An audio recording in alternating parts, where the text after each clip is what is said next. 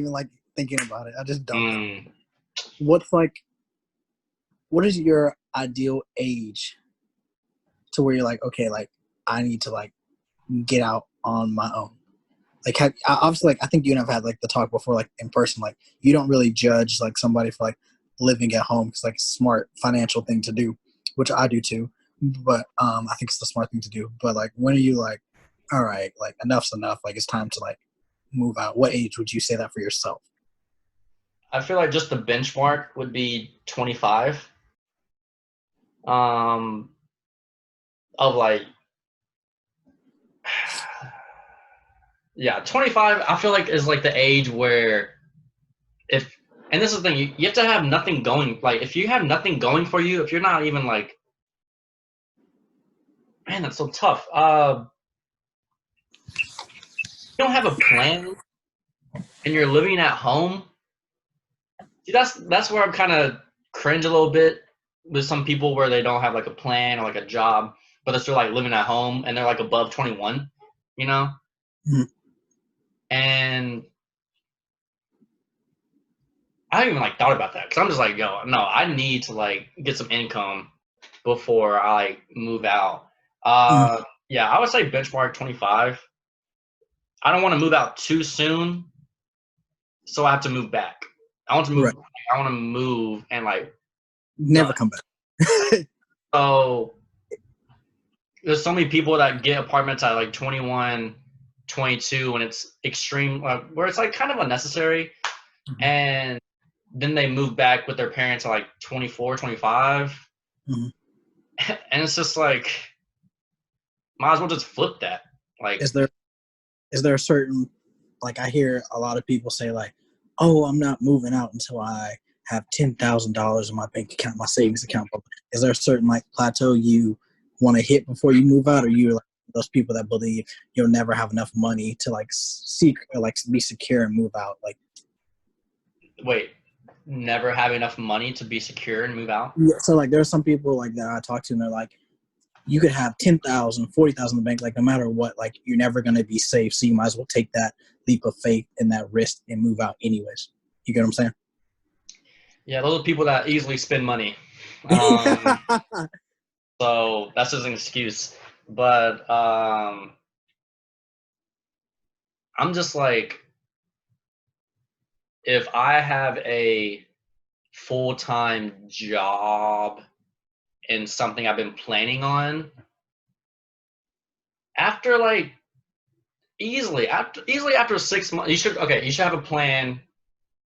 I don't know. Okay, It wait, really depends on I everybody. got, It just I got to stop you when you say like job that like you've been like planning on. Like, do you mean something like you specifically want, or something just like a job in general that like you got and it pays enough in 6 months you feel good enough to move out? I mean a job where you've been like eyeing it since college. You know, one of those like graduate and then get a job Okay. situations. Um, and yeah, I mean that's really tough. Um, I haven't even like thought about that most of all. But I think you should get okay, 25 benchmark, get out of the house, even if you can afford it. Man, this is so tough. Whatever. Because personally, I'm just like, I'm not going to get an apartment unless I can easily afford it. Like, saving up. Like, I don't want to, like, pay. I don't want to, personally, I just don't want to be paycheck to paycheck where I have to depend Yeah. on something or I'm in the streets. You know, Right. I don't want to be like that. I think that way as well. I can think for That's me, normal, though. That's yeah, scary. Like, that's 30% of the country, and we're in a great country. right. Uh, Go I ahead. think for me, I like told myself, I was like, before you move out, you got to at least have 3 to 6 months worth of rent before you even move out on your own.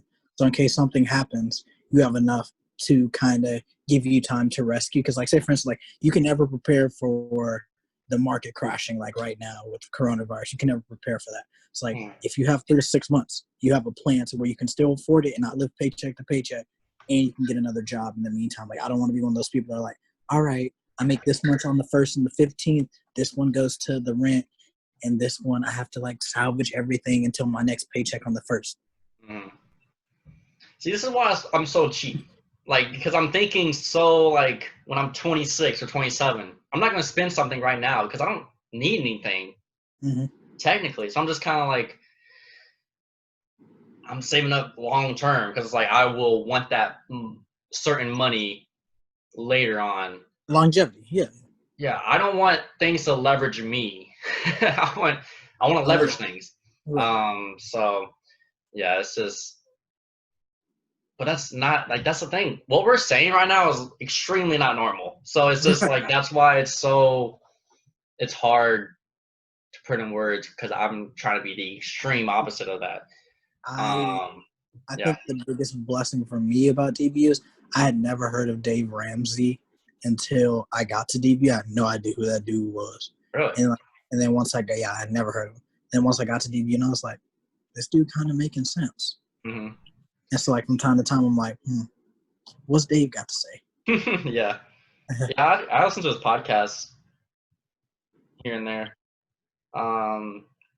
But yeah, I mean, but I think that's the good thing about this year is that it's really like holding people, or it's really putting things in perspective. I mean, all the paycheck to paycheck people are like, maybe I shouldn't have gone on that weekend trip to, some random city. I don't know, just kind of be more mature about their expenses. I don't know. I don't know. Do you know people that are just they just spend what they make right away? They spend what they don't have. Yeah. So like I have friends that like they'll literally get a paycheck and within 3 days that paycheck will be gone, or they know they have bills coming, but they still look at like on Amazon and stuff to buy. I'm like, why are you doing this when you know this bill's due this month? It doesn't make sense to me. Yeah, that's It's so frustrating. Yeah, it's just so the idea of saving money is like so big, but like that's not normal. Like a lot of people just don't know what to like saving money. What save? Yeah. But I'm making money next month. It's like my mom gets on to me because I hoard money.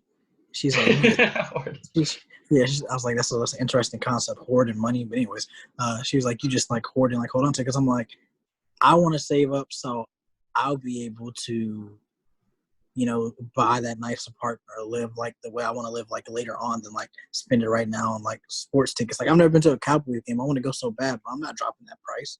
Yeah.